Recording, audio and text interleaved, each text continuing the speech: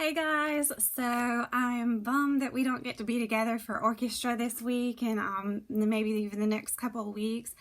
But I hope this little video helps you guys and lets you have a chance to at least kind of review some of the things we've already covered in orchestra together and learn some of the things that we're planning to cover in the next couple of weeks. Mamas, this video, I know you'll probably notice it is not going to be 30 minutes long, but the main reasons for that is because I rely a lot on the interaction of the kids, and obviously we don't have that, but then also I'm going to post a couple of links along with this video for some of our instruments and for the song that we're focusing on this week. So I really want to strongly encourage you that those videos are part of the orchestra session, and so please don't neglect watching those videos with your kiddos, and I picked out some really cool ones that they ought to enjoy. And so I will post those along with this video, and there'll be YouTube links. But okay, so just to review a little bit, we've been primarily focusing on the Romantic period of the arts. We hit a little bit of the classical period. Just Mr. Ludwig van Beethoven was at the very end of the classical period, but we've been primarily studying Romantic composers. So we had Ludwig van Beethoven, who was our transition between classical and Romantic music. And Beethoven, if you guys remember, let me see if I can show my little poster. I have brought it up here with me. Excuse the mess in our little upstairs room, by the way. But this is Mr. Beethoven. Can you guys see this? And he was our passionate and fiery composer, and he was the one that was real. He had a little bit of anger issues at times. He was born in 1770 and passed away in 1827. But he was an extremely important figure in classical music. If you guys see this, he was our child prodigy. He was the one that went deaf by the time he was 31, but still composed some of his most famous works after that. We've been listening to Symphony No. 5 by him. And he was one of, let me see this over here. He was born in Germany, and he moved to Vienna, Austria, which we talked about was the epicenter of classical music at that time. So he was our first composer, Beethoven. And then last week we hit Johannes, flip this over, it's on the back. Johannes Brahms, and here's Brahms, if you can see him a little bit. He was also a child prodigy. We talked about how he was also born in Germany and moved to Austria, so he and Beethoven had that in common. He was a Romantic composer, and he was one that was such a perfectionist, and the kids talked about that a lot last week, of how he wrote a lot when he was a kid, but we don't really have any of his work because he didn't think it was good enough and he didn't like it, so he ripped it all up. But he was one that would work and work until something was just the way he wanted it, and then he wouldn't publish it until it was just how he wanted it. So, and we listened to Symphony No. 4 last week, and he was also the one we were listening for the triangle, because he was one of the first composers to use that triangle, and the kids enjoyed listening to that ding of the triangle in the orchestra piece. So if you want to go back and look at some of those pieces that we listened to, Beethoven and Brahms, it was Symphony No. 5 for Beethoven and Symphony No. 4 for Brahms that we've been focusing on. They have a lot of other famous works, but those are the ones we've been using. Now, our new composer, we're going to discuss the total of 3, and our new composer, I didn't, I'm so sorry, make a poster for you guys. I made some little signs because I thought it'd be easier than trying to do that for a video. But we have a guy named Antonin Dvorak, and this is how you spell his name. And it doesn't really look like Dvorak, but that's what it is. That I don't even know what they call that over the R, but it's Dvorak. There's no J. I don't know, guys, but this is how he pronounced his name. And he was another romantic composer. I'm going to try to give you a little picture of him. I have a couple of things I printed off here. Let me see if I can get this close enough. I found another colorized portrait of him. And so it was originally a picture in black and white, but they colorized this, and I love how it kind of brings these guys to life a little bit. But that was him.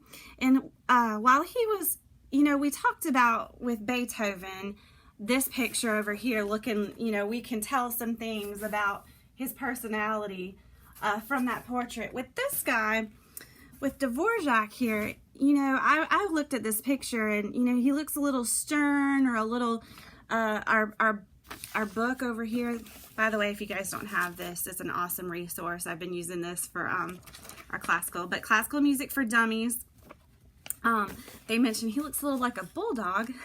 And you can sort of see that in his picture. But really, he was a little bit different because he really was a very kind-hearted, likable, easygoing guy. And so you can't really tell that from this picture. And we talked the first week about how you can't judge a person exactly by their portrait. And this is an example of that. But Antonin Dvorak, let me see, Dvorak was born in 1841. He passed away in 1904, so he's a little more recent than our other two. And he was Bohemian. Okay, he was born in what is now the Czech Republic, but they call them Bohemian at that point. And that's interesting just because he has a little bit of a different style of music. And Bohemian music tended to be a little more lively and upbeat. And I'll tell you that, moms, that I've really, Audrey has been enjoying listening to this serenade for strings that we're going to play here. We've been listening to it during math, and it really has kind of kept her lively and alert during math. But so it's really, he's a different sort because he wasn't born in Germany. He didn't move to Austria.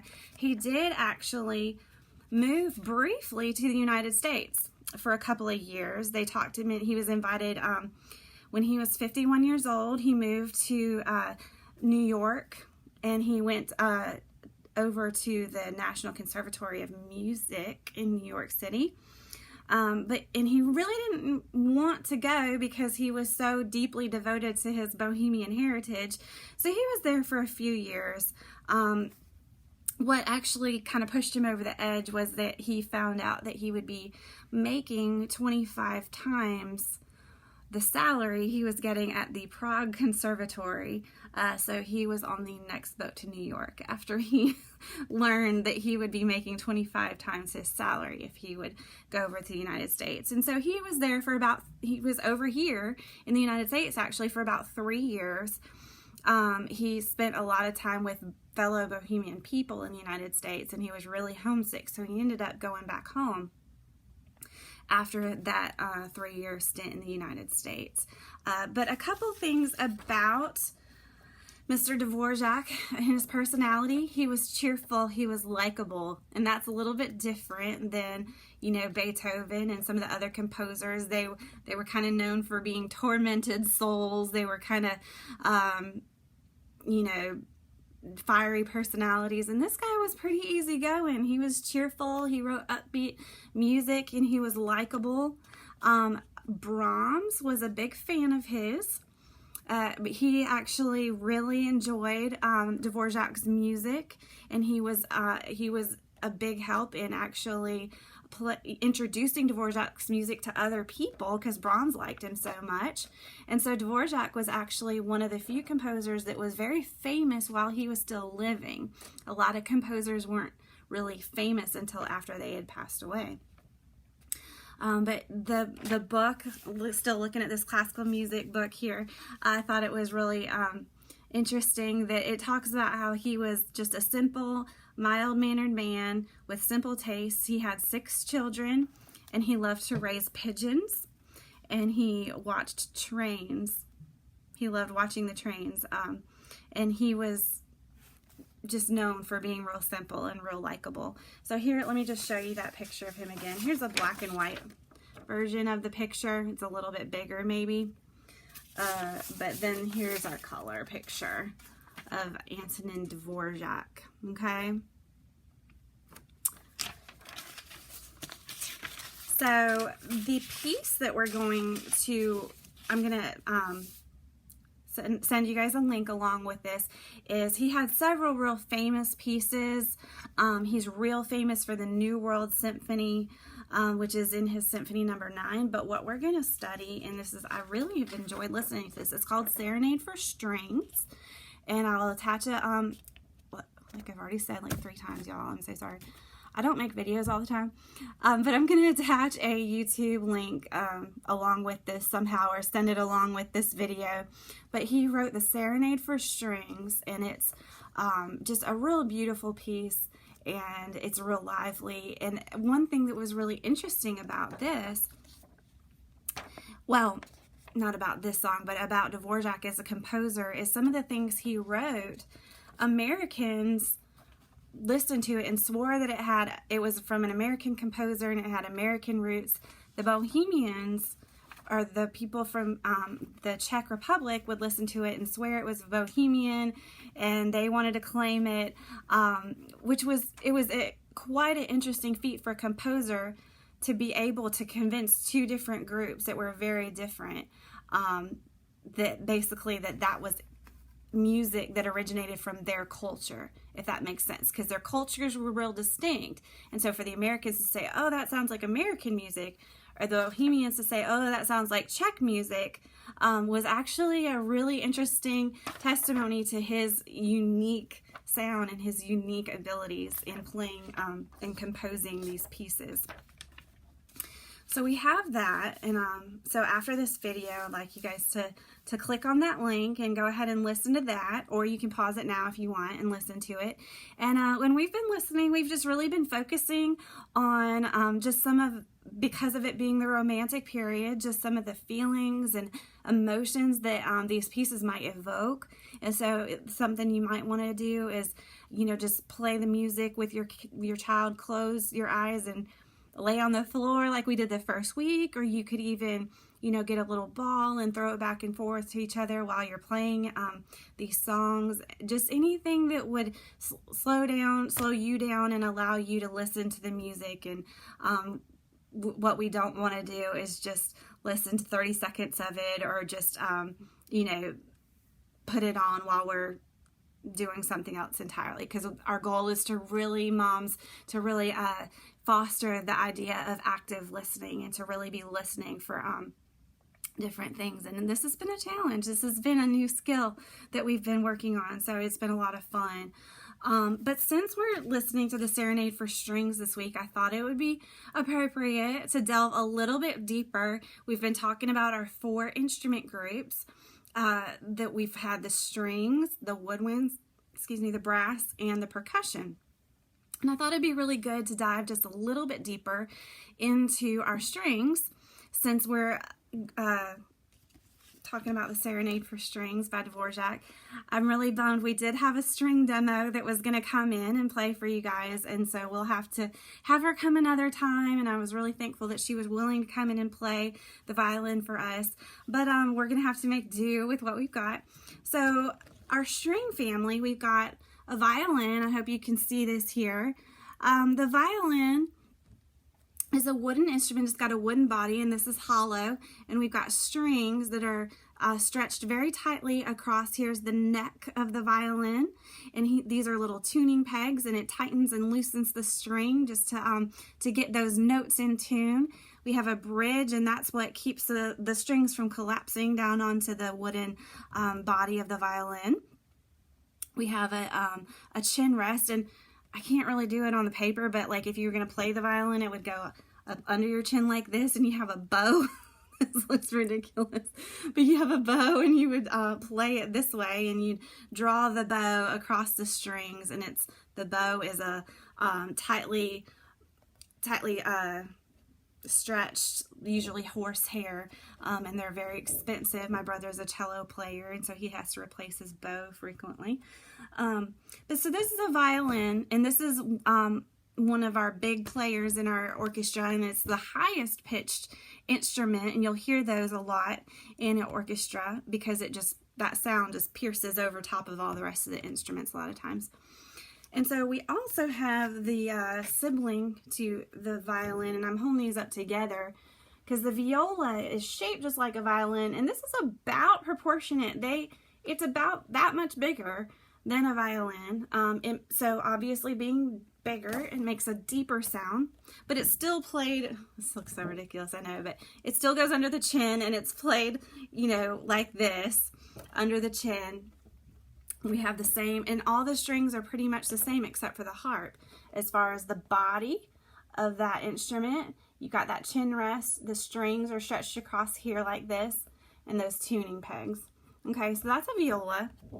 This is not proportionate really, but a cello is a much larger instrument. It's too big to go under our chin, and it also makes a much deeper sound. And it's about the size of where if you sit like this, the whole cello would go down, you know, the size of your body as you're sitting down, and it actually, this little end pin would rest on the floor. And so you would hold that cello between your knees, and the bow would go across it this way. And so a cellist would hold that neck like this, and then string their bow across it this way. I know that looks so ridiculous. I wish I had an instrument to actually show you. But that's a really beautiful instrument, is the cello. And then the last, well, second to last, is the double bass. And this is very large. You usually have to stand up or sit on a stool to play this because it's so big. It's not very portable, but the bass players do tote this thing around, and it's pretty large. Like I said, it's about, when it's got its end pin out, they have to kind of stand up and play that. And I do have a video I'm sending of this too because it's really interesting. But a grown man is about almost as tall as a grown man, so they usually stand up or sit on a stool to play these. Okay, and our last stringed instrument that we haven't even really talked about in class is a harp. And this is a gorgeous instrument. This is also going to be on the video that I'm sending y'all. But the harp is a little different than the other stringed instruments in that you don't play it with a bow. They just play it by plucking the strings. And if you can see, these strings are they're strung from top to bottom, and they have little pins that can tune the strings and make them tighter or looser in order to keep it in tune. So that's our harp. And so I just wanted to run that by you guys as just the opportunity to take a closer look at the strings. They're a really interesting instrument. And just click on those videos as soon as you're done with this. But I hope you guys enjoyed our review and our overview of Dvorak and our Romantic period and the Serenade for Strings. If you have any questions, please feel free to shoot me those, and I'll try to answer them as best I can, and I'll make another video for you guys next week. I hope you have a wonderful week. Everybody stay safe, stay healthy, God bless, love you guys. I'll see you next week.